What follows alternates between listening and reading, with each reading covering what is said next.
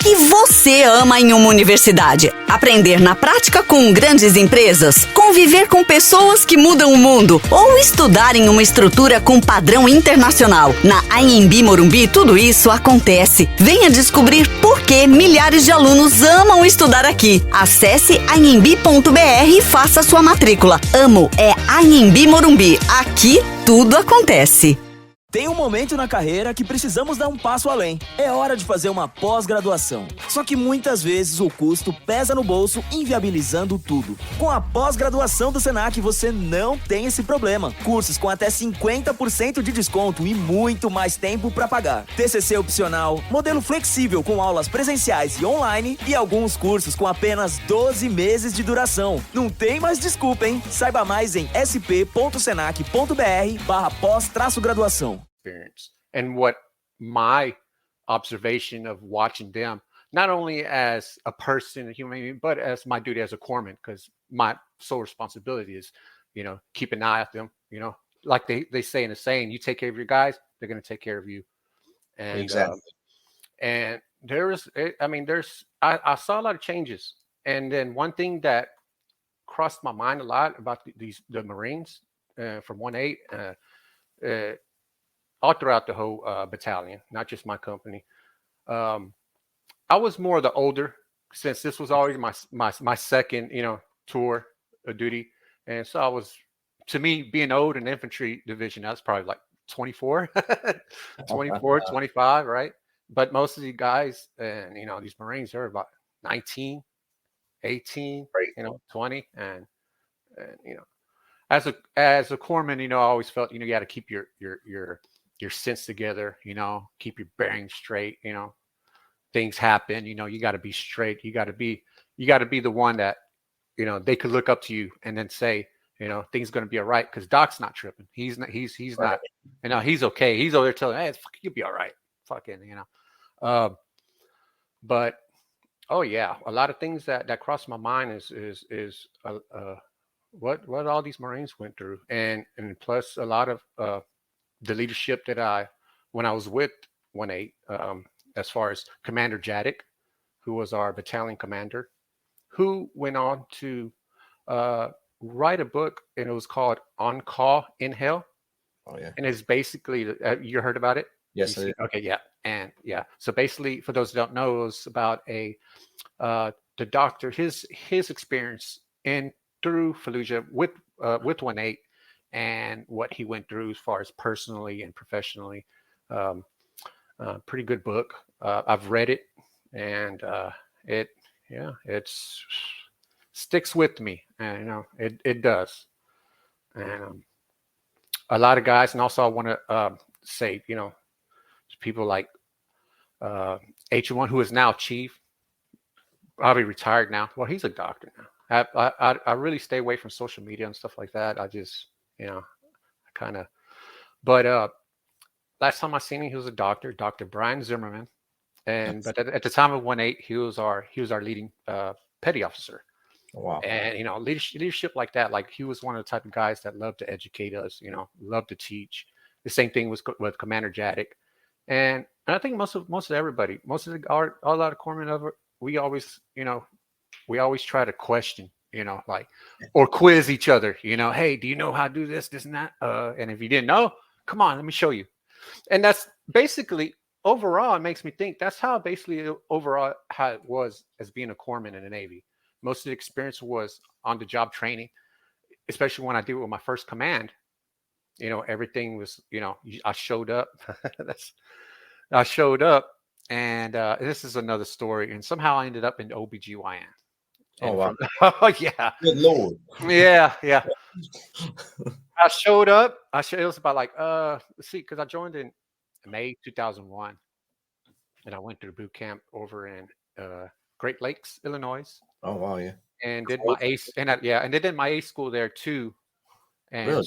So around July through November, because it's a 14-week, medical school, basically, teach you all the basics, everything.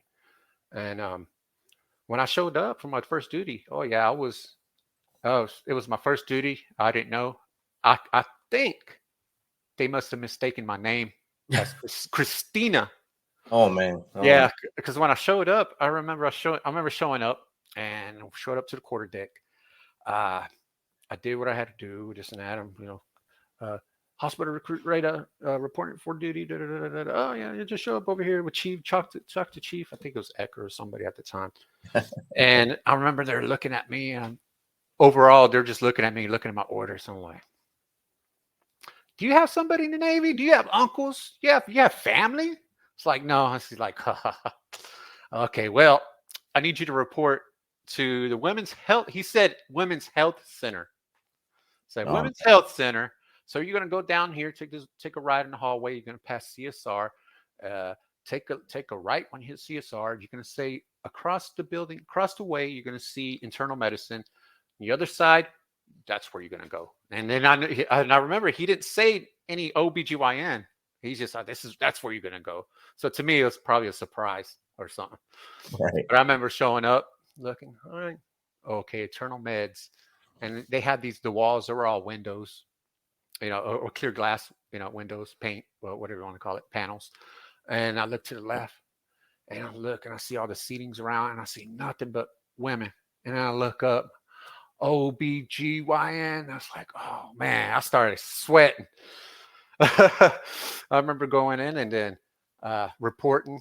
And I remember when they told me, it was like, hey, are you here to see your wife? Or, I said, no, I'm the new corpsman and a new guy. And so much. Oh man, I remember begging my chief, please, chief, get me out of here. I'll work in the OR. I'll work psych. I'll do the 12s. I'll do anything. Please. Finally, they did. I had a chance. So I did about 9 months with OBGYN. And at the time, this was right after 9/11, the Navy had a very low, I would say they didn't really have enough personnel as far as master of arms. Okay. They didn't have enough Navy police, MPs. And at the time, I believe they were looking for people so bad that if you converted, if you transitioned to one rating to another, one rating into the master of arms, that all you had to do, this was the stories, that all you had to do is just write your name in the test and blah blah blah, and you'll pick up E4, no problem. Well, that was how bad they were. They needed people over, and this was over in Naval Air Station, Jacksonville, Florida. And it was a pretty big station right by the St. Johns River. And then, and from there that's when I kind of my first experience with other people, because our instructors were Marine for the Auxiliary Security Force. Yep.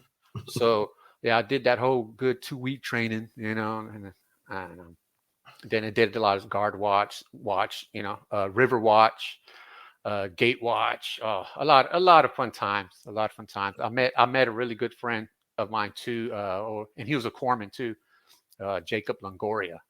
And I met him because he was from Houston also, and then that's where I met him, and that's how I kind of got I guess I would say he kind of winged me into, because he already came from 2nd Marine Division. He was with, if I believe, he was with 3-8. I'm sorry, Jacob, if I said it wrong. It's 3-8. One of those brothers, one of his sisters battalions, and he was already, he'd been to Kosovo, I believe Kosovo, and he told me about those times and everything, and how it was with division, especially as a corpsman. And he told me, things like, hey, you wouldn't have no problem. This and that. You seem, seem pretty level-headed. You're not, my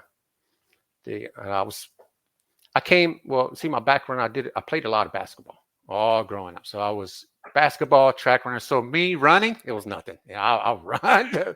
I boxed a little bit. Admit that a lot of basketball players don't want to say they like to run. So that's an oxymoron for the for intelligence right there. Thanks to Coach Price and the coaches at Galena Park. I couldn't play. They wouldn't let me play football, and because during the times that they wouldn't, as a basketball player and me being one of the main ones, they didn't want me getting hurt. So I had to either do basketball. And then when that was off season, the only thing I could have done was track. So yeah.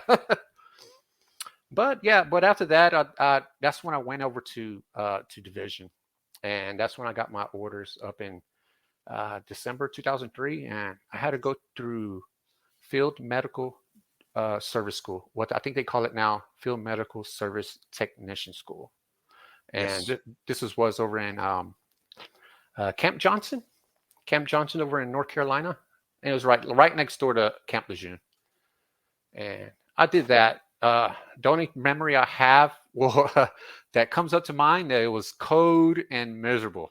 Me being from the South and coming from Florida, and then I transitioned. I went through the whole training during January all the way through March. So I hit the real. I can say that there's a lot of people that dropped out. A lot of people dropped out. Hypothermia. Cold injuries. But I was one of those ones. I was just, I kept going. Because the way I looked at things, I was like, hey, we're all in the same boat. We're all in the same shit. It sucks. Oh, yeah. It sucks. But I'm glad you're here with me. So we'll make it sucks. We'll get through we'll get through it together, And that was the mentality usually that I did to push through all those times.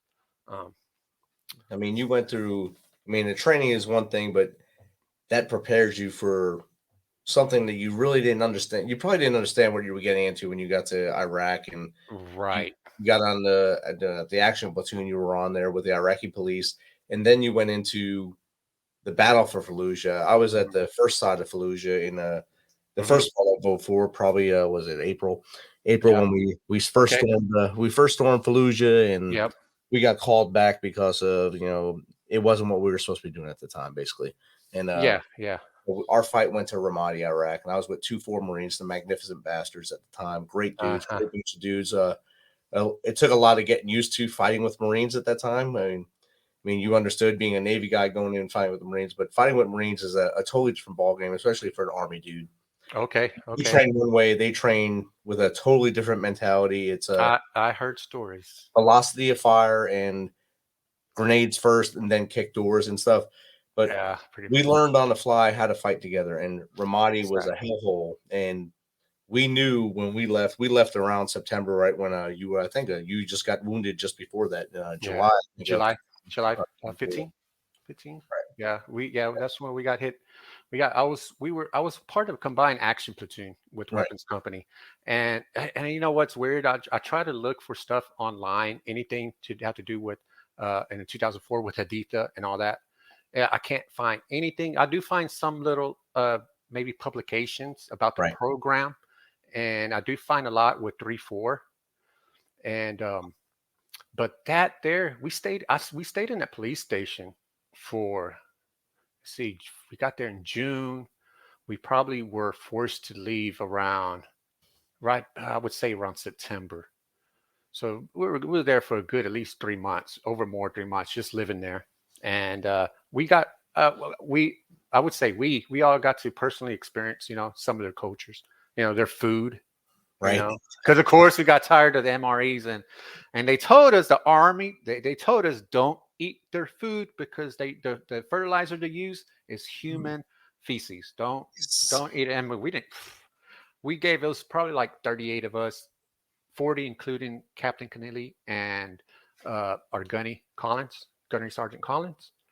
And so they stayed with us at the police station, which is pretty cool. It shows like, hey, our captain's here, our leadership's here, they're here with us, we got tired of MREs, and we finally like, hey, let's get these guys. I think we gave them at least $10 and we'll come back. One of the lieutenants, we used to give it to one of the Lieutenant Abdul. I believe his name was Abdul or something. And he'll come back, give him $10. He'll come back with a carton, and he'll have, really delicious 2 roasted chickens.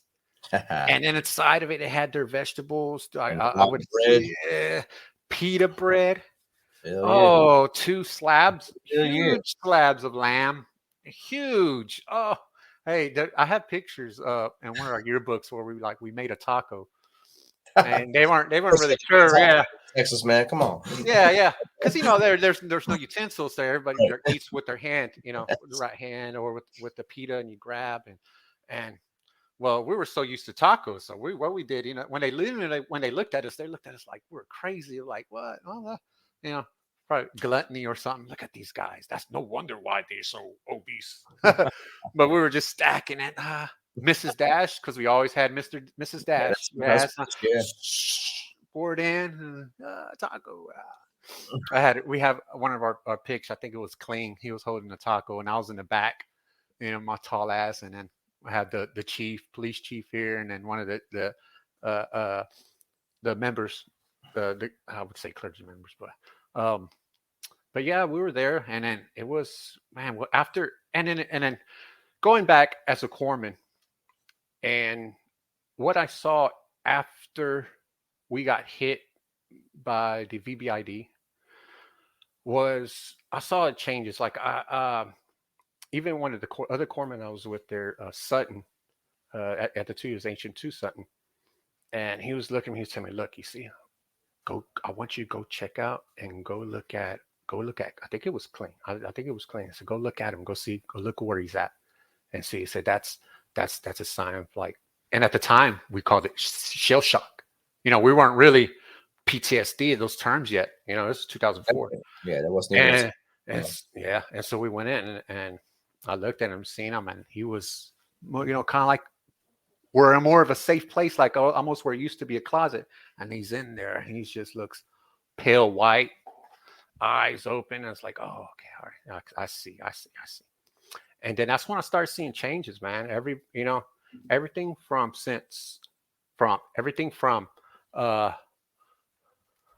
I can't do with this, but an empty bottle, right? When you crush it, it sounds like an AK, right.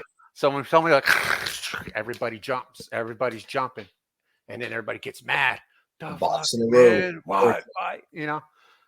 And since we lived in the police station, we heard a lot of like the jail cells and everything. They were all downstairs, and we were upstairs, and there was a lot of like slamming. A lot of these.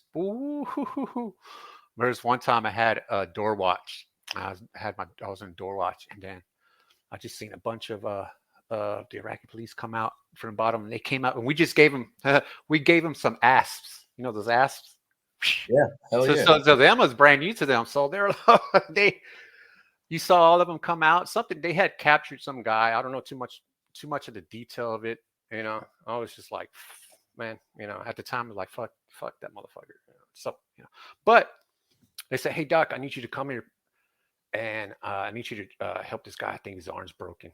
They just beat the crap out of him and shit. And I said, yeah, I fucking heard. I heard it from all the way here. It sounded like the guy was like suffering, like, man, I never heard a man like whine, like cry like that, man. It was crazy. I was like, holy shit. I'm like, damn. And I remember going in there, and we were like almost like an interrogation room. And I remember the interpreter was there. My captain was there. And I had one of the other Marines there. I forgot who it was. But I remember just saying, I looked at his arm, and it was an open fracture. And I told him there's not much that I can do. He needs to go to the hospital. I can splint it. I can mobilize it. But there's nothing much that I can do here. And then I was like, okay, we'll just do that. And he told him. And at the time, I'll never forget this, but this guy, he looked like a big old husky guy, and he was just laughing. Ha ha ha ha ha ha. He said something. Meriki, and then like chocolate. Yeah, and the interpreter was looking, and he's like, Captain goes, what do you say? He says, well, you call this democracy where the Iraqi police beat us and the U.S. treats us. I was like, okay. Yeah. It didn't really process. I was like, oh, well, because it was still early. It was about 2004, and there's, so much going on. And you were still young in the service, and much. Yeah. Things you went through just prior to our retaking of Fallujah, I guess we'll call it at this point. I don't want to call it an invasion. It wasn't really an invasion. It was a taking back of what should have been rightfully people of Iraq, and yes, freed them of the oppression of basically ISIS in Iraq at the time, or Al Qaeda in Iraq at that time. Actually, yeah. it was Zarqawi was in charge. Zarqawi, that was the main guy. Zarqawi was the main guy, and after we disbanded the Cap platoon, I went and helped one of my other corpsmen, and he was dealing double shifts because we had with a Mobile Assault Platoon, yeah, 2 sections, and he was doing 1 section and having to go out because you know how we would rotate one section stay as QRF, the other one goes out for 2 weeks at a time or however many days. It just and we did it. I ended up helping out because when we came back to the dam, which we were stationed at the Haditha Dam by the Euphrates. By the way, it's man, the river is beautiful, dude. It is beautiful. At the dam, it's hard to explain what it looks like based on our experience. Both of our experience there is combat related. So if we speak about something being beautiful in combat, we're like, oh, something's wrong with you. Yeah, something is wrong with us. It's not the recollection of what we saw. The recollection of what we saw, the Haditha Dam, that whole area was beautiful, and it was a contested area to hold the Haditha Dam area. You guys were there. We were there prior to you with our armor guys, and the fighting there was constant. And the enemy always wanted to take that dam because it was obviously a strategic point. Yep. And when you guys took over, it was just something new for you guys to do for your mission set, basically. And it was a little tougher. Yeah. What you thought would it be? Yeah. When we got there, a lot of I was mostly at the police station, so I had little knowledge of what was going outside. Even whenever we got attacked with the car bomb that day, the VBIED attack, it took them, because this happened like 9 o'clock, 10 o'clock in the morning, over in the main market area right in front of the police station. Good thing with the guy, one of the Marines that he was up there, he saw everything, and luckily we didn't take the whole impact of the damage, because I guess when the guy came out, it turned. He just saw a guy. He said he saw the guy leave out the vehicle. It looked like a U-Haul vehicle, and it hit when it was going. It was because where it was coming from, it's a downhill, and I guess when he was going down, it hit the bump because of the corner, and it, instead of going straight towards us, it turned. Right. And so most of the direct blast went that way instead of where it's supposed to go this way, right? So when it went that way, everything from that area obliterated, everything from this area obliterated. A lot of civilian casualties. Definitely. And I mean, their goal wasn't just to attack us; it was to attack the infrastructure. Yeah. I mean, you went through that, and then of course you guys realized that your orders were going to change as the ticking of the clock started. The ticking of the clock started at that point, and hey, we have to take Fallujah. And I'm going to show a quick video here. Yeah, Hopefully you're all right with it. Go ahead.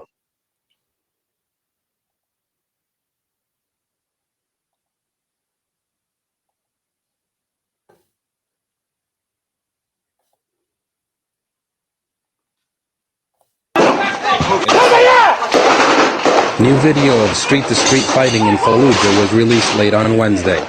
The footage shows U.S. Marines facing a resistance while advancing through the narrow streets of one of the neighborhoods of Fallujah.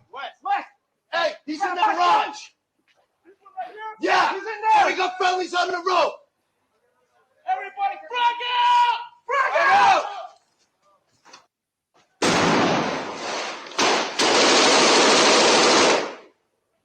We thought that everything was clear. We've had the guys on the roof when we went over to get that guy. We pulled back with the squad, and they've got propelled to us and tried to shoot me. And then my buddy Paul threw a crack at me. I tripped over the body of theirs, not ours, fortunately, and made it back here. Now we're trying to get the guy out, take care of business. Insurgent fire is neutralized, and they continue with their house-to-house clearing activity.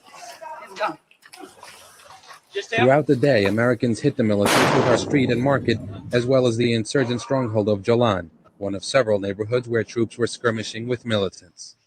At least 71 militants had been killed by early Wednesday, the third day of intense urban combat.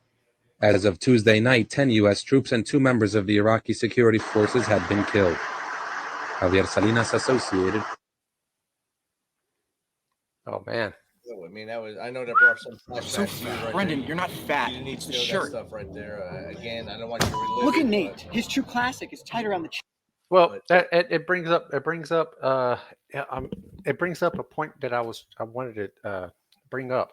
And if you notice a lot when we're in there and when we shot inside a building, remember how the echoes is just bah, and well, from the first VBIED when I was right by the window. I had slipped by the window, so whenever that happened to one of the Haditha, somehow I made it in the middle, and I remember everything just coming. I was like, I don't know how long I was unconscious. It couldn't have been that long. But I remember everything coming back slowly. Like almost if you ever box and you got hit in the head or you got punched and everything goes white, bah, and you're like, holy shit, you can't see anything. Yeah, and everything's just slow. And everything was going slow. And then another bomb hit because they attacked the Iraqi, the ISF security post down the street. There's a lot of stories before that and why I think we were attacked. It's oh. Well, anyways, back to the point is with the concussion blast, right? Now, lately I've been going to school for medical coding building to get my certifications. Before I was working with the Veterans Evaluation Services, helping veterans process their claims, getting everything if they need diagnostic exams or anything. So basically, we're contracted by the VA, and help the number of. Of course, we know we have a bunch of veterans trying to put in the claims, and one of the main issues is the backlog, right? The backlog. Yeah, hell yeah. So going through this and everything, I've noticed, and we've noticed. Well, it all started with the discussion and with the endocrine gland, with the human growth hormone, and one of the discussions was, find a disease or condition, that's related from the human growth hormone, tell the pros and cons, this and that. Well, when I did my research, I did the first thing I looked, men's health, because I remember there was just one thing about blast injuries or something. And there was a doctor by Charles Wilkinson, and he started this study back in, I believe it was 2011, that he wanted to, now the problem was, here's the problem. Before 2022, before I say, because this is current now, something I just found out, before October 1st, 2022, there was no code for blast injuries to the brain. There was blast injuries in the code with the ICD codes that they use to, for diagnostics and for medical purposes and billing purposes and stuff like that. There wasn't no code for blast injuries. There was nothing. So the study was barely touched on. Now, here's the problem. Here's the thing that Dr. Wilkinson thought of. He says, well, the same symptoms that people experience with PTSD kind of overlap the same symptoms as people with dysfunctions in their pituitary gland, mainly the anterior pituitary gland, if I remember right. And this is the gland that's more associated to producing your growth hormones, right, and other hormones to keep balance within your body, homeostasis. Well, he came to a conclusion that they did the blast injuries. Well, let me go back a little bit. The traumatic brain injury cases from civilians, when they did blood work and all the above, they found they had a dysfunction in the pituitary gland, and and most common was the lack of production of growth hormones. And well, the same symptoms that you have from a lack of the growth hormones or from the productions or anything related towards a dysfunction, of some of the hormones. And it wasn't only that, it was oxytocin and some other ones. But it's like I said, it overlaps almost the same symptoms as PTSD. Now, from my experience, I went through so many medications. A lot of them like, well, this doesn't work. Well, this doesn't work. This doesn't work. This one, Zoloft, all that stuff, this and that. Now, here's the deal. This is until from the VA, from the research and development from the VA, that now there is a new ICD-10 diagnostic code that will promote better care for veterans and others with blast injuries to the brain. Now, which this means that veterans now, with like we just saw, a lot of those, what I've experienced myself and being there, a lot of the Marines, they experience a lot of these close, even soldiers and sailors, not just Marines, but as far as my point of view, my guy, they experience a lot of the blast injuries, a lot of close, I would say, some even concussions. And some of the stuff is just constantly, even like when we just saw there inside the buildings, that loud, I mean, it doesn't seem much, but when you're there and shooting around or anything inside a building like that it's loud. It's really loud. And then especially we had tanks there, right? We had the M1 Abrams. When they shot off, you felt the shock and awe. You felt it. It was just whoa. And it was that close. You didn't just have the tanks. You had some tow missiles in there. Yeah, my tow gunner. My gunner was a tow gunner. Right. Yeah. Of course, the Marines were still carrying light anti-tank weapons at the time, so a squad member can come up with a law and blast that right in front of their brother, and the noise was deafening to everyone around them. I'm sure. I guess hearing loss is probably one of the biggest things for a lot of us. Along with TBI, which was diagnosed way later. I mean, this is 2004. They weren't talking about TBI in 2004. It wasn't until I was probably in Afghanistan 2010, 11 when they started to actually say, hey, there's this thing called TBI. And a lot of people didn't understand what that meant. And until I got blown up in 2012 where, hey, you have TBI. No, I don't. I'm good. I'm fine. It's the same stuff that happened all these other years. There's no way I have something wrong with me. And you as a medic, I know you treated a lot of dudes and that were hit with many things in that time. And then having to see it now on the other side, you can see, oh, man, maybe I wasn't trained properly, or maybe I didn't understand what was going on at the time because you were just a young dude. Right. And in hindsight, it's 2020, of course. So knowing now what TBI is and seeing all the things looking back to Fallujah or even to Haditha Dam when the police station explosion, you can actually look and close your eyes and say, well, damn, everyone I was with has TBI. There's no way they don't have TBI. Right. And then that's to me, because I'm still in the medical field, to me, that's great news for veterans because that will improve as far as quality of care, and getting the right treatment. So as far as like, I think I have an appointment coming up soon, and it's something I'm gonna discuss, as far as, see if I, maybe I can get some blood work, check this and that, because she knows I've gone through so many my psychiatrist, she knows I've gone through some meds. She knows I don't like taking medications. The most she prescribes me now, because I tell her, I don't want to, no way. No, I don't like the way I feel. I'm naturally hyper, so, and so she just gives me multivitamins and Benadryl, basically, the 50 milligrams. Yeah. Benadryl helps everything. Oh yeah. You have trouble sleeping? You got a broken leg, Benadryl. Awesome. Change your socks. Make sure you change your socks. Change socks. Yeah. So to me, that's a great news, because then going back, not only the quality of care and the treatment that we'll be able to more focus on, but also veterans now they're able to be more specific in their claim, and I see this in perspective as working with veterans evaluation services. A lot of things a lot of claims and a lot of things that we're seeing, and especially for the older generation, that I noticed was a lot of cardiovascular disease. Now, get this, a lot issues with the pituitary gland, say from traumatic brain injuries, it increases the risk, like low growth hormone production in your body. Of course, naturally, as we get older, it goes away. But we're talking about, we're 25, we're young, and this is happening to these guys. That can increase, no way this is happening. Right. It could increase the risk for cardiovascular diseases. Right. You know, starting from ethereal sclerosis. Yeah. And that occurs naturally, but you know, if we're putting stress and all that stuff in our veins, it's just increasing, you know, or you know, hardening our vessels, you know, arterial vessels.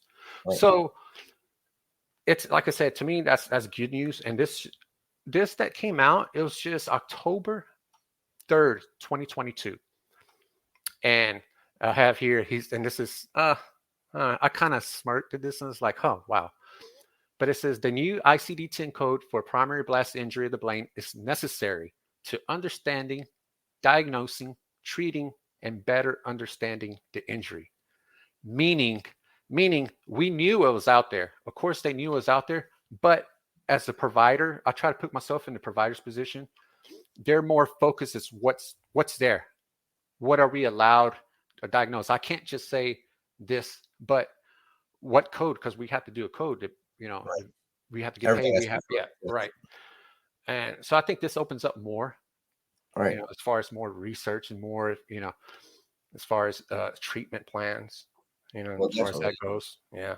Yeah. Instead of having to run through somebody for a long time. And, you know, some people like group therapy. Some people, you know, they may feel it's almost like they may feel something is wrong, Right. but they feel they have their PTSD in control because, like me, you got to respect it. You got to know what's coming on. But then there's other issues that come around, like, oh, well, why the moodiness? Why is this? Why am I have trouble sleeping? And I never thought about it until I did my little research from school, Right. about the growth hormones, and sure enough, just you know. Yesterday, I found this. You know, when I went to the VA and I said, "Let me look at the update," because this study was done back in 2011 to 2013.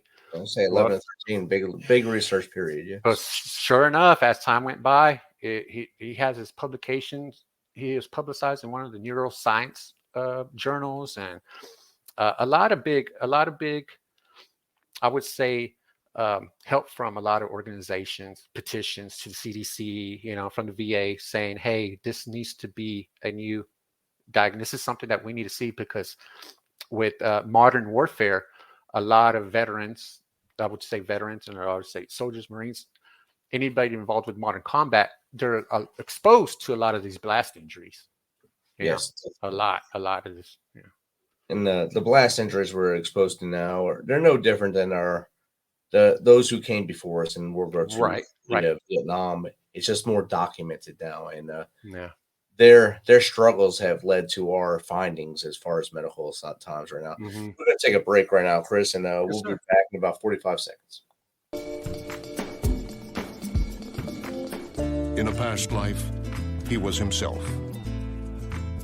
If opportunity knocks and he's not home, opportunity waits. He gave his father the talk. He is the most interesting man in the world. I don't always drink beer, but when I do, I prefer Dos Equis. Stay thirsty, my friends.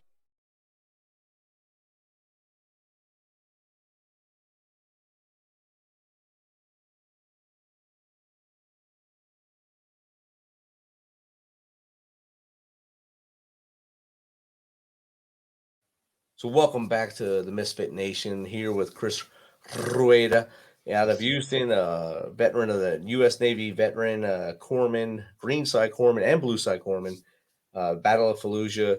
We're talking about what he went through and what he's going through now. Right now, if you're on YouTube, please hit that subscribe button. The more subscribers, the better our reach is for our veteran family. The more we can help in the future. So, Chris, again, thank you for being willing to come on here and share. Thank you. And as you've transitioned now for a little while, and I know you got embedded into the VA system around I think 2010, I believe. Yeah. So you've seen from 2010 to where we are now, 2022. You've seen the changes in the VA system in that time. I mean, when you first went in there, it was, hey, here's this bag of pills. Do this. This is all you need to do is take these pills and you'll be fine because we don't need to see you every week. Now they're kind of going to this holistic treatment period now. something that you even when you went through corpsman school, you weren't taught that stuff. The holistic approach to treating a soldier, a Marine, or a fellow sailor. It was, hey, here's some Motrin, here's some Benadryl, right, some tape. You're all right. Get back out there in the fight. Now it's, hey, let's do this holistic approach where we don't necessarily rely on the meds, but we rely on other means to help you get through. What do you think about that advance now? Well, I think it's of course it's always great. We're always advancing. Right. Could have been done sooner. Yes. We could yeah. And I think it was around in my personal experience and opinion, and I think it was around 2006 when they finally started. And I think it was the shooting in Fort Bragg. I think it was in Fort Bragg in North Carolina. Fort Hood. Was it Fort Hood? Okay. Yeah. And it was around 2006, right? I think it was around that time. And then that's when it started becoming more mainstream media. And this happened. So it was becoming more of an attention, we're having a lot of veterans coming back with issues, and they just call it post-traumatic stress syndrome. And you're right. Yeah. A lot of things were, hey, let's treat the symptoms because we know this is what you're going through, depression, this and that. If I'm not a doctor, but from what I see is that a lot of these medications, the receptors, they're more targeting your serotonin levels, dopamine levels, those receptors, those that keep you, hey, I'm happy now.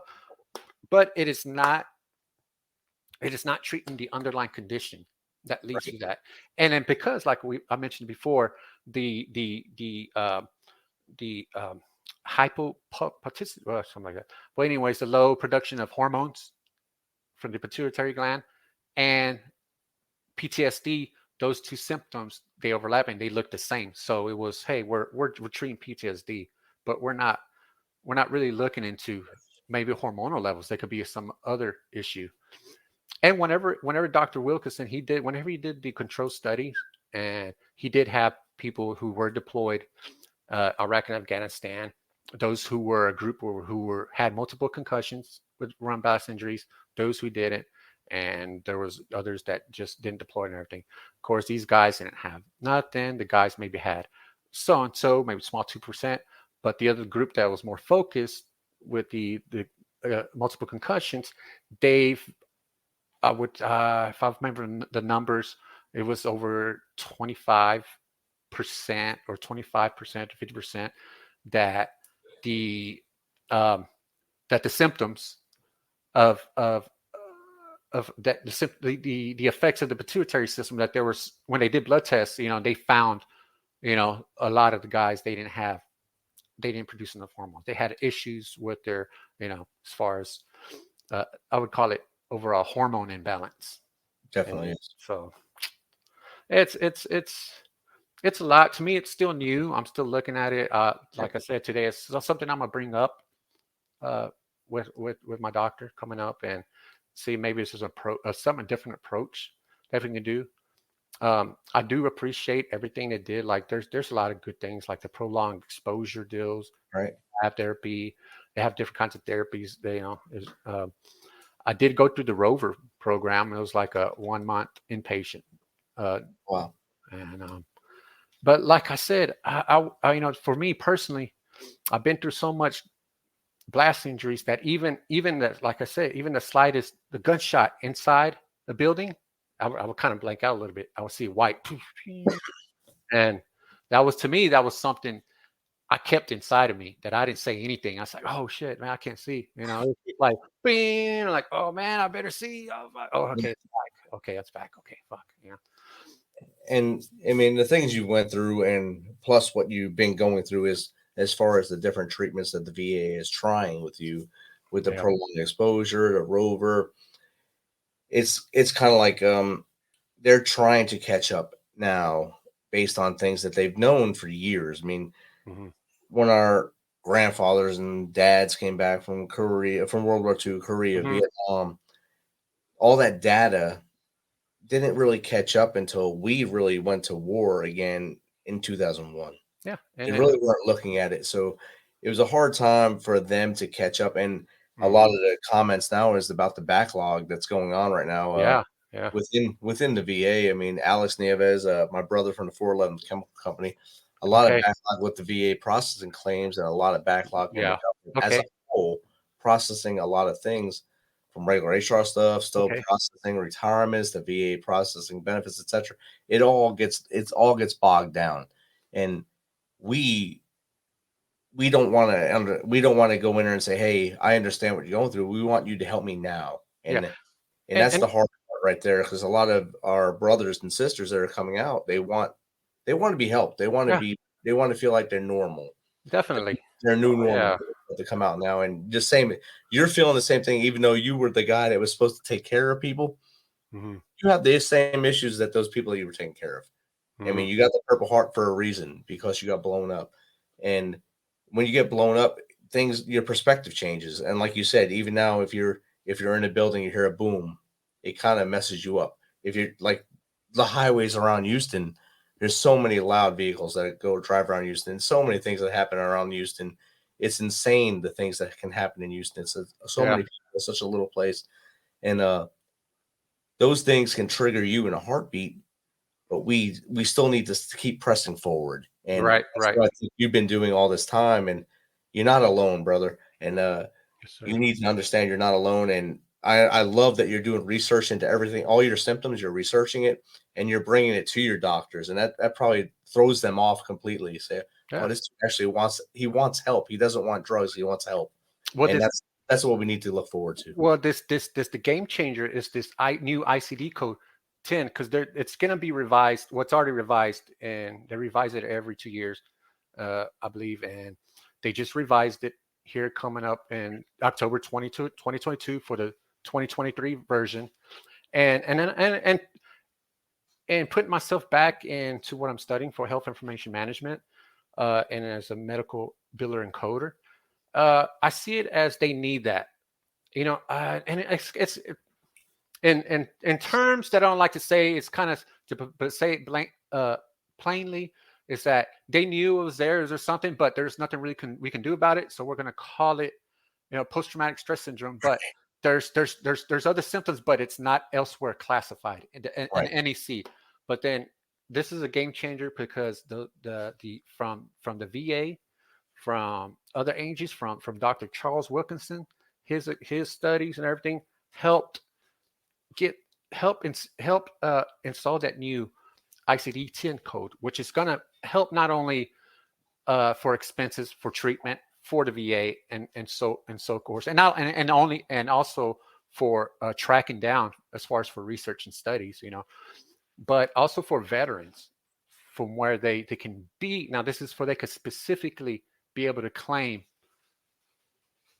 these symptoms, if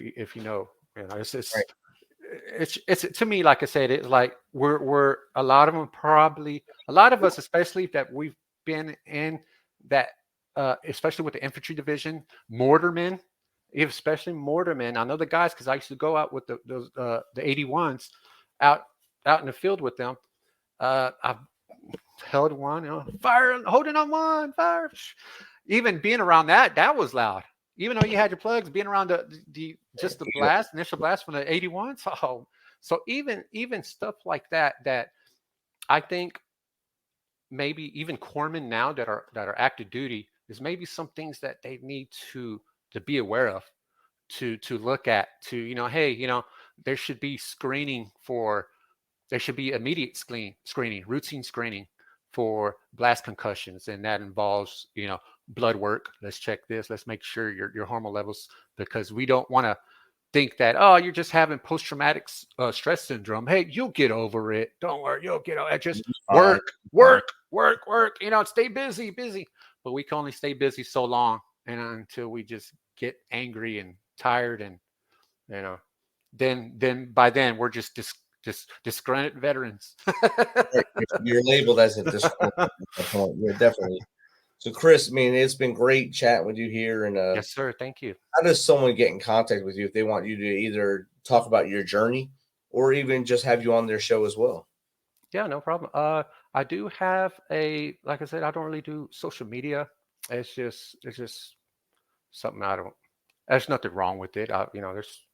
There's just pros and cons. But Right. I do have a YouTube channel that I kept, and that for me purposely, I probably want to try to just do it as far as a video blog. So just in case, anything happens to me, always, my kids and family, my grandchildren, oh, that was grandpa, dang, hopefully, but I do have there, it should have my email in there with it. Okay. Says CRUEDA FMF713 @gmail.com. So Awesome. you should be able to find that there. Yeah. I mean, that's a unique email. I'll put it in the show notes so people can find you if they want to talk to you, and even just to learn your journey. Because I mean, this is only about 55 minutes, 47 minutes of your journey. We you could have a probably whole life in your journey. Yeah. We could probably go through a whole watch with this and then look at it. Damn, it's already time to go. Oh, And raise your glass, man. Raise your Jim Beam up that you're drinking right now. Cheers to you. Happy Cheers Veterans to you, Day, brother. Yes, sir. And to all your brothers and sisters that are out there. Let's sip it up here. Amen. Thank you again, Chris, for being on. We'll go to the outro right now, and then we'll chat a little bit after. Thank you, Rich. Thank you for everything you do. All righty.